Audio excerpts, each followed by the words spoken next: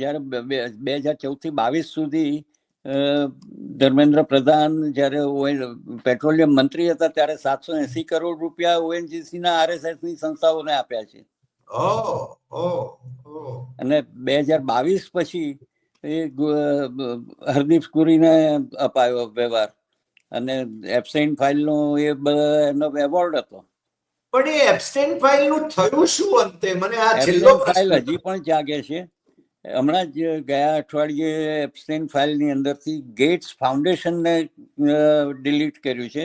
Gates foundation સામે આક્ષેપો થયા હતા કે એનું ઘણું બધું ફંડિંગ એબસ્ટેઇનને અને એના સમર્થક કંપનીઓને મળ્યું હતું, પણ અહીંયાની કોર્ટે એક આરોપો ખારિજ કર્યા છે. ગેટ્સ ફાઉન્ડેશનને ક્લીન ચીટ આપી છે ગયા અઠવાડિયે.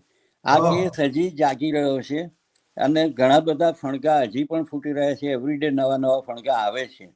અને અત્યારે તો એમ સમજી શકાય એવું છે કે ઇઝરાયલ અને ટ્રમ્પની મહેરબાનીથી ભારતની ઘણી બધી ફાઇલો દબાયેલી છે.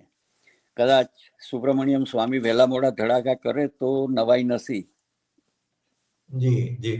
પણ મને છેલ્લે પ્રશ્ન તમને પૂછવાનું મન થાય છે કે ગૌતમ અદાણીના કેસમાં શું છે છેલ્લી પરિસ્થિતિ?